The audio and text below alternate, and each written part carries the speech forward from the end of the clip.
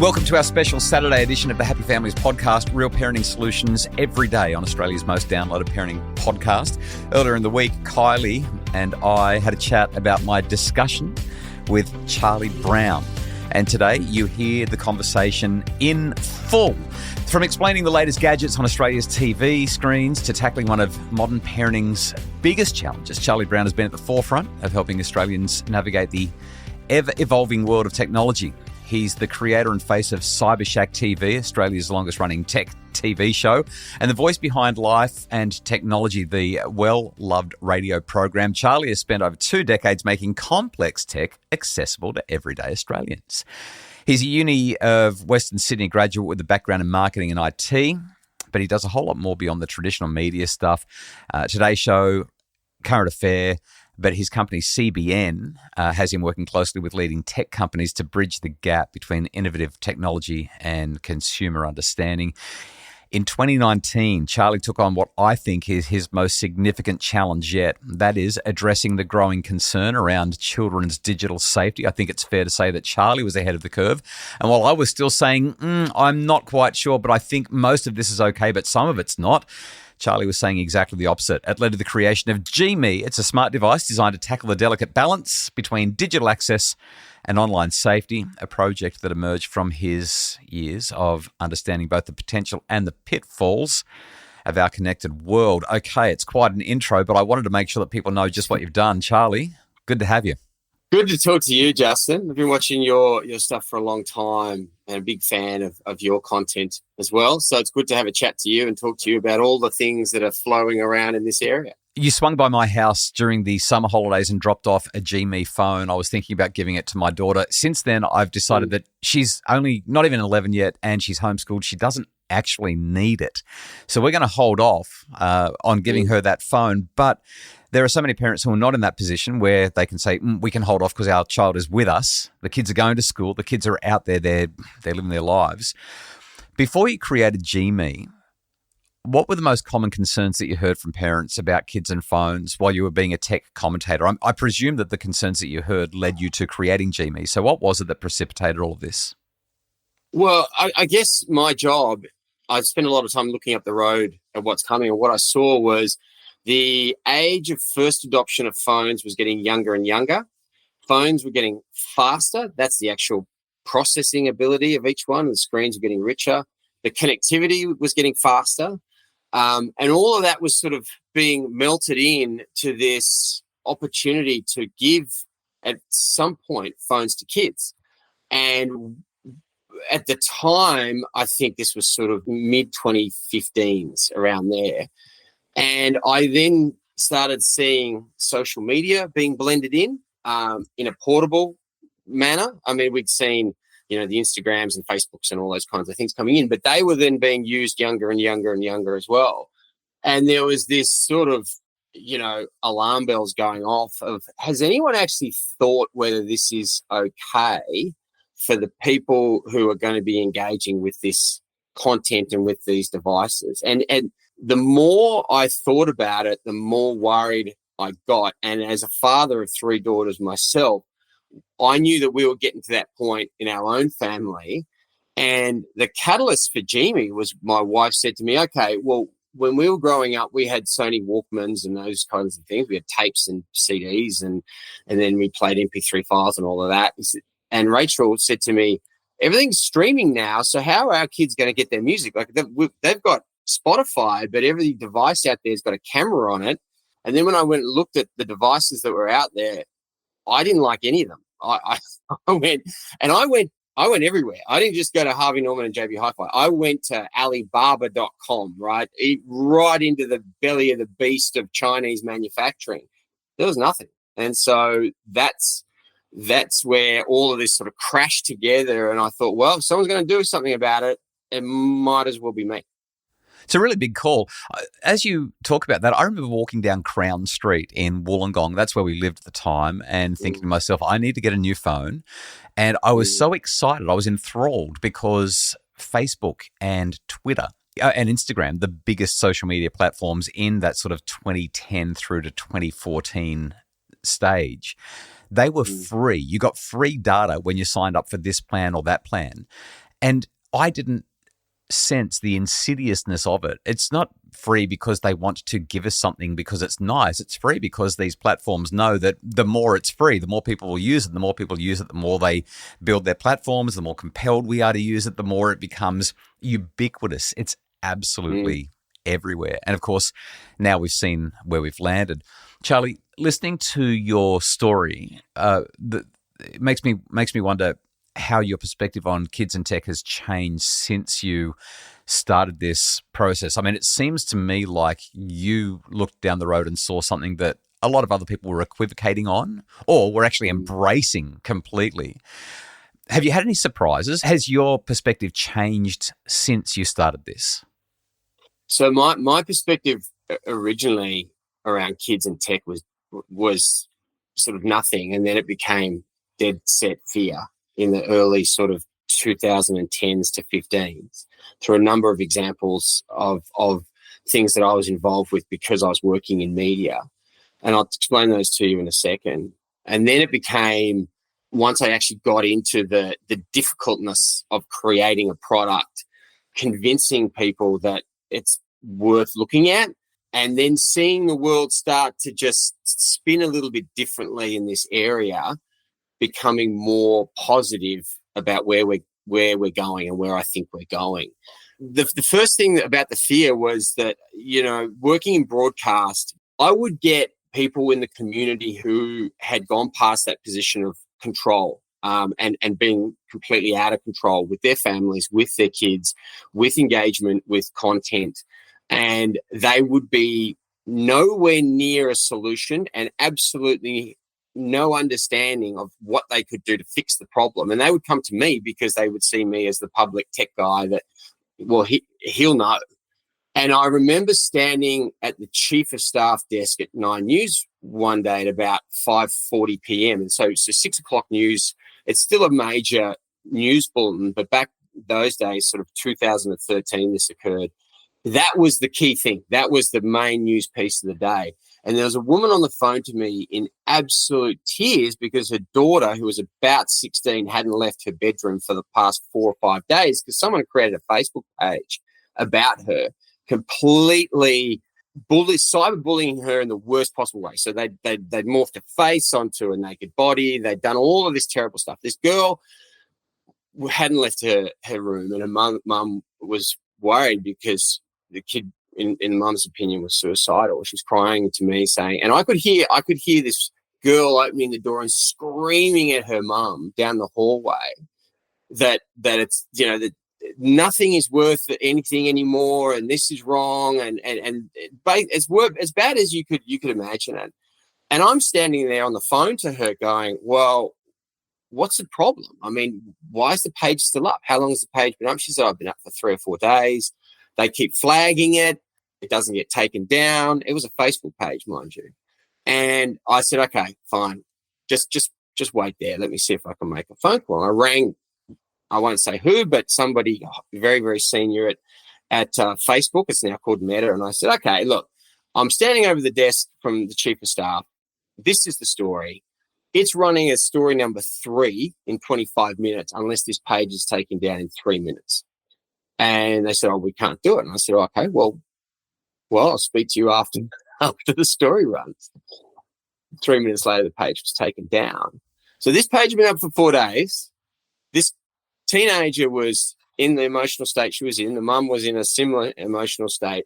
And I'm listening to all of this. And then with one phone call to one person, less than 3 minutes, the page is down. And I thought to myself, there is something very, very wrong with everything that is going on here. This is one example. Where are we going from here with this? And what is everyone else going to do that doesn't find a way to contact people like me who can actually help? And with all of that in the back of my mind, that was sort of one of the most extreme examples. That really set things off and set me thinking about how bad the community was going to be for our children in the future once devices got more powerful, got faster, better connected, once more people got them, younger ages. And that's where that's where I went off from there. And I had my other smaller examples, all sorts. but that was sort of the most extreme one at the time. And I don't get those as many anymore. I don't get them like that anymore. I still get asked for help in various ways, but the reach for the solution is a much shorter one. It's not as extreme as that anymore, and that gives me a lot of confidence. Yeah, I reckon there's a whole lot of people who are wishing that they had that same phone number of that same person, and had the capacity to make that kind of a threat. I mean, it's just so hard to get action from those major tech companies, no matter how much you report. The system is fundamentally broken.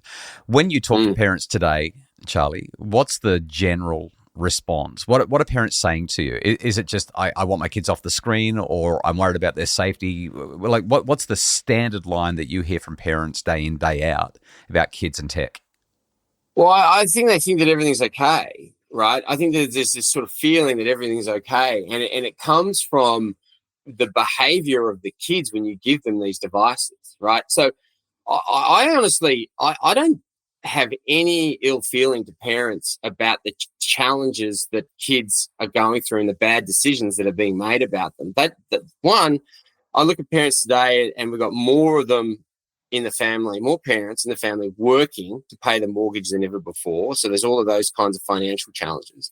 They are being bombarded with this area of their life that they never experienced growing up. And this is something that changes monthly. Like, pick a platform, any platform you want, Snapchat or Instagram or whatever it is. There is more change going on within that platform, not just the whole tech industry, within that platform, than I have ever seen within a software program, right? So Snapchat will do something one way, and then you'll learn it, you'll understand it, you'll build rules around it.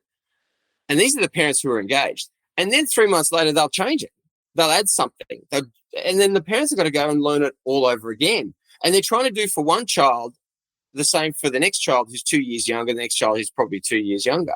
But it's changed consistently through that entire life development of that product. I'm going to sound so old saying this, Charlie, but even podcasts, whether you listen to Apple Podcasts or Spotify or wherever you listen to them, the operating system keeps on changing. And I'm like, hang on, I just figured out how to listen to my podcast in a way that works for me, and now it's changed. Once you throw in the stuff that the adolescents are doing, or the teenagers are doing, it's monumental. And like you said, it's just this rolling forward, moving, progressing thing that parents, I mean, the majority of parents that I speak to are worried about their kids' device usage. They're worried about what they're taking photos of or what they're accessing on their phones, but they're also kind of, the kids become, what's the word? Like, they become fairly passive. They become pretty easy to deal with. You put a screen in front of their face and all of a sudden things are calm, things are quiet. Yeah, everything's taken care of. And when, like you said, when parents are facing the pressures that they're already facing, sometimes that feels good. Again, not to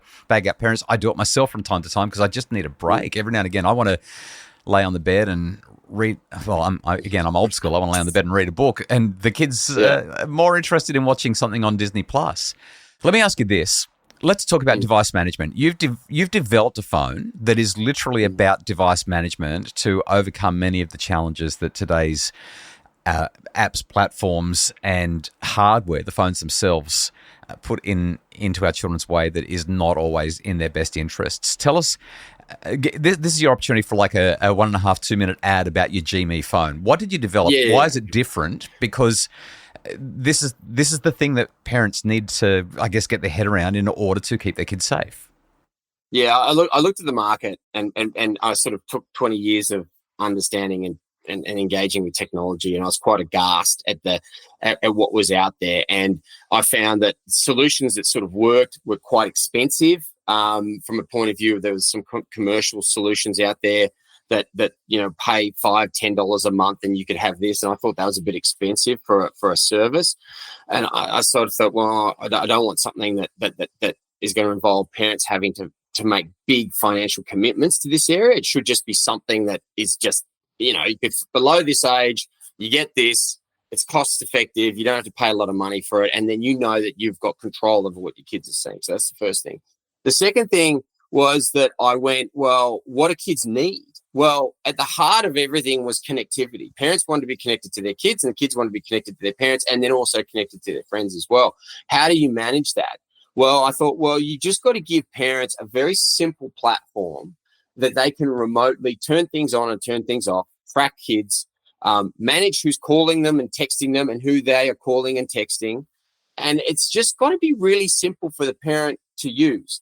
And we thought, if we start with that and then we sit back and listen, then we're going to have parents start to tell us, well, we like that, but we want that to do this as well. Oh, and by the way, I found that when I did this, it didn't do what I wanted it to do. I wanted it to do this. Can you change that? And if you start listening to them and start tweaking it from there, you're going to get it. You're going to have the parents having something they want. The kids have something they want. They have the connectivity. You can allow them games, and you can, one parent came to us and said, yeah, my kid uses your phone as the screen for displaying what his drone is seeing as he's flying it around the backyard. And I thought, great. So here's the technology. The kid wants a drone. The screen needs to be part of the drone experience, but the parent is able to manage that bit better because they're using our phone as that screen. Awesome. So we're enabling the technology, but we're not allowing the technology to have unfettered access to everything else. It's just the drone experience that the kid is able to get. And then I thought about, well, where are they going next? Well, parents want to make sure kids have got money. So we put an NFC chip onto the phone so you can tap and pay with your bank app and that kind of thing. There's different apps around. Spriggy, for example, has an app you can put on for pocket money and stuff, and you can use the tap and pay on that to tap and pay with the phone.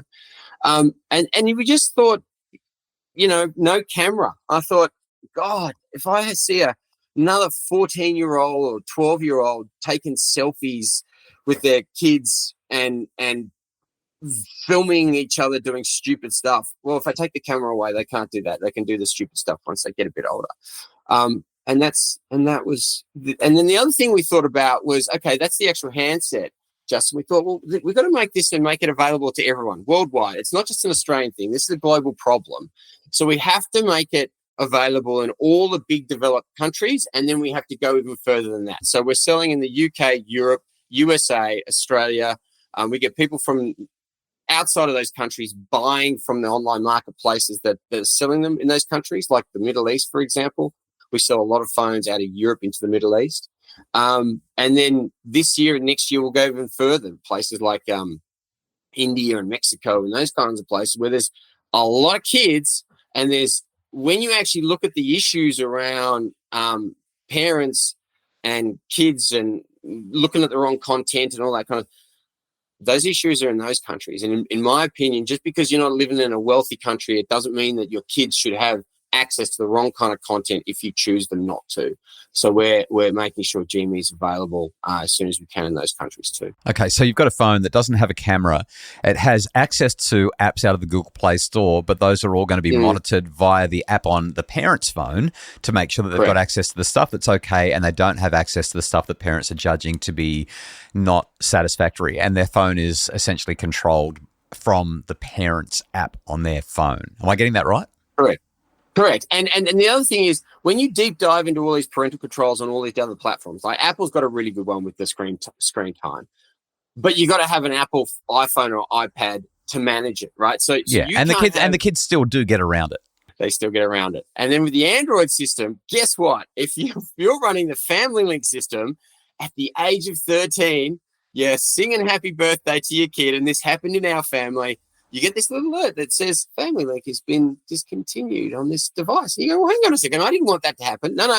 At 13, the kid can turn Family Link off. So with our system, you can have an iPhone, you can have an Android as a parent, and there's no auto age conclusion to the service. You as the parent decide when it's turned off. You can have it running till they're 16 or 17 if you choose to. It's really up to you. And in the United States, we've got families over there who have been testing our devices. One of them, the kid has got massive anxiety issues, and the mum emailed me and said she's just gone off to college. She would never have gone to college if it wasn't for your phone and all the micro steps that she took in leaving the house with your phone, knowing that we were a phone call away and we could track her and we could go pick her up if something happened. But all of these life development skills that this kid has learned, she did it with our phone in her pocket, and the parents were able to remotely support that digital experience. And now she's gone off to college. And you're sitting there thinking, we helped enable that, right? Like, what would that kid have done? Would that kid not have gotten to college? Maybe they would have gone, maybe not as early as they would have wanted, but we helped enable that. And that's really cool. Yeah, it really is. We'll link to the GME phone in our show notes so that people who want to know more about the device can follow the links and check that out.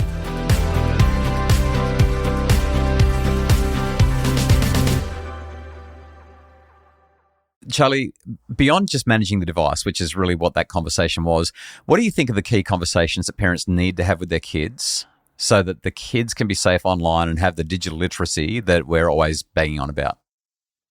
Well, and that's the challenge, right? We keep sticking more devices in front of them, like laptops for schools and all these kinds of things. And then at the same time, we're saying, oh, yeah, keep using these devices. Oh, but by the way, there's a lot of danger in them. If you're a 10-year-old, be sitting there going, well, hang on a second, is it dangerous or should I be using it?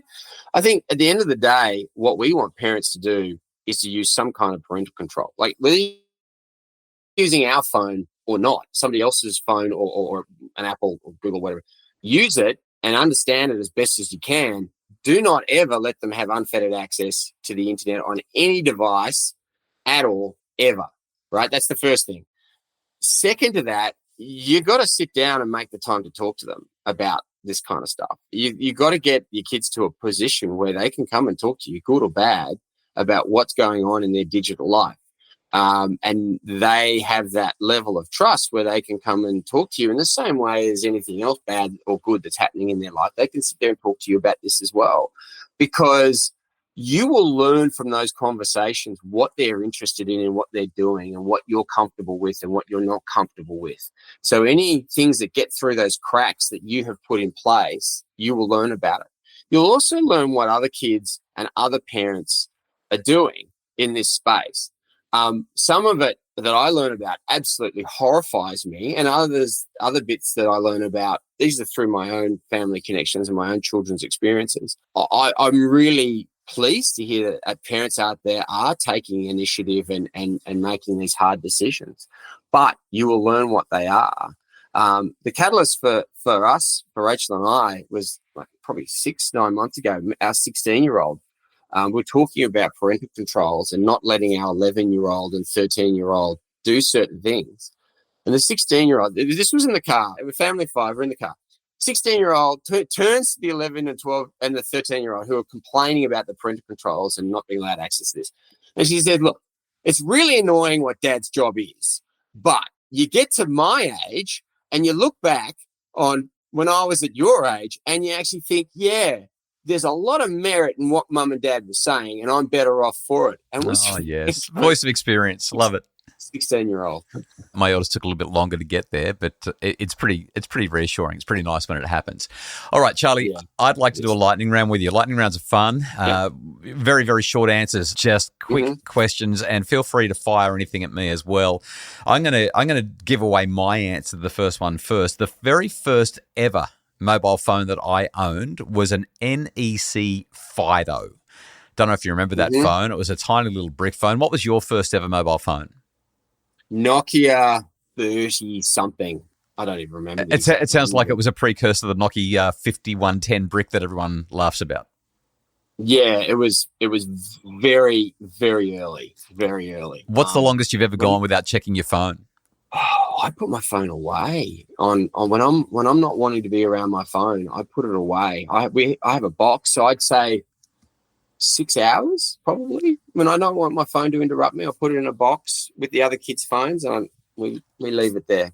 6 hours, I'll say. What's the most embarrassing tech fail that you've had while you're doing a live TV segment? Has anything just gone, bottom fallen out on telly? Yes.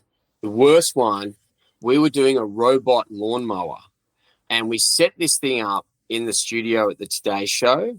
And it was just mowing this synthetic grass area, and we'd set it all up the way we were told to set it up. But the robot lawnmower kept wanting to run out of the pen that we'd set up. And I'm talking with Ben Fordham and talking about this robot lawnmower, and it's running towards his foot.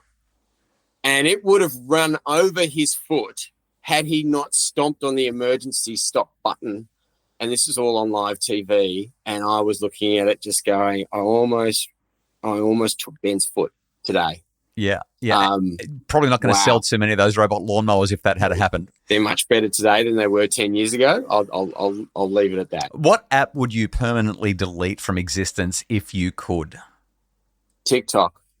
Yeah. Absolutely. No question of that. I would get rid of TikTok so fast. I would burn the server farm down forever if I had the choice. I think that app is the worst app for so many reasons across so many different areas of analysis and discussion, from privacy settings, from the general happiness of people who use it, and how it can go wrong for them. It is so. We're in the United States where they just last couple of weeks, and they shut TikTok off for a day. Yeah, and my 16-year-old well, that's it.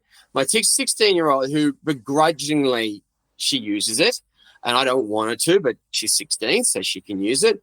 She says to me, Dad, I've got an Australian TikTok account, but I'm off. I've been turned off. I went, yeah, so you know that TikTok knows exactly where in the world you are at any one time, don't you? And she was just like, right.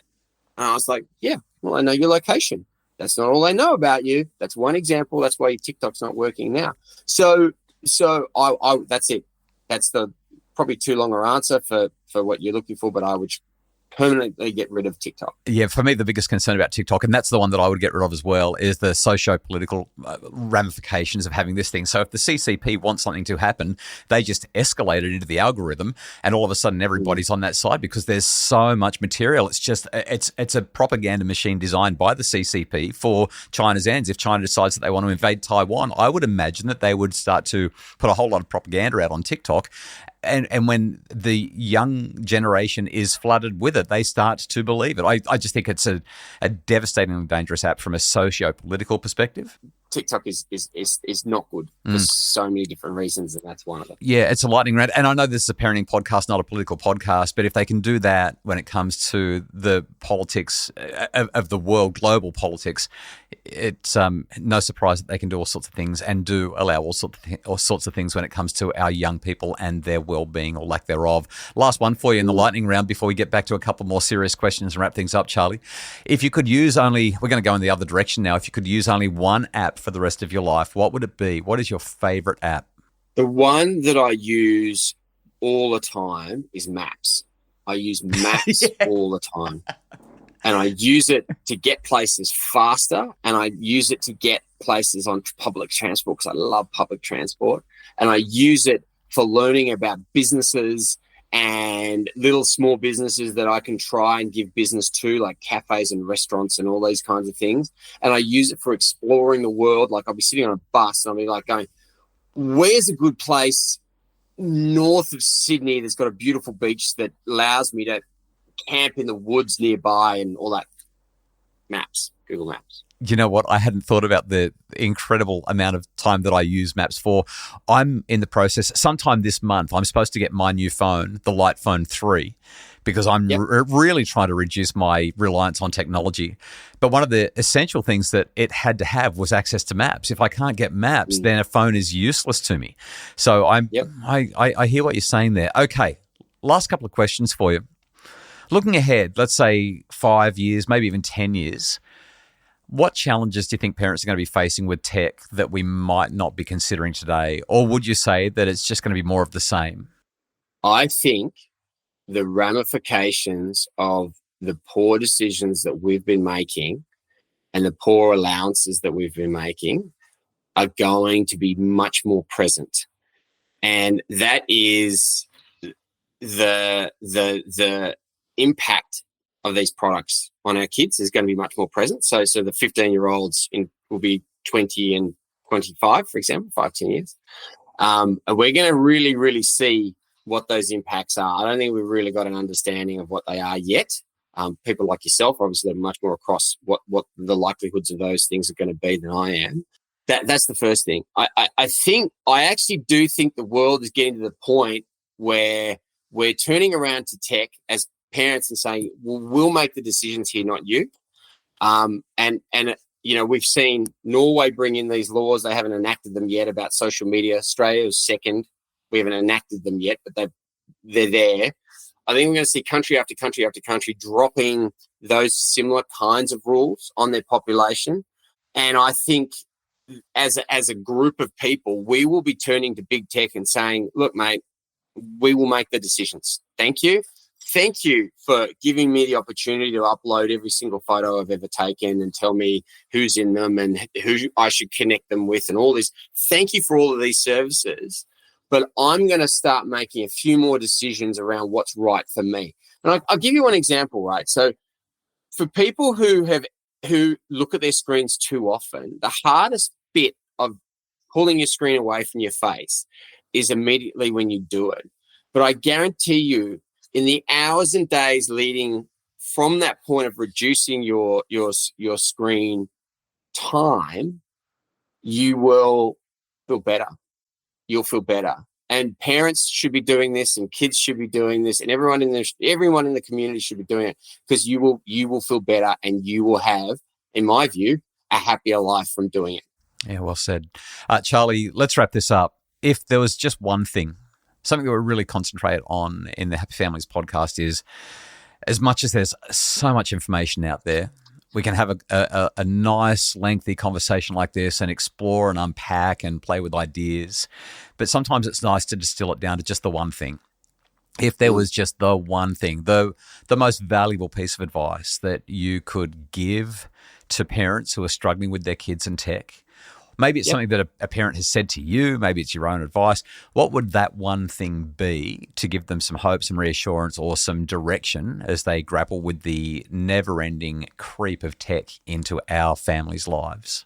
I think the thing is, as hard as this is for you as the parent, just remember it's even harder for the kid who's going through it, because this desire to be using all this technology and apps and services is part of them going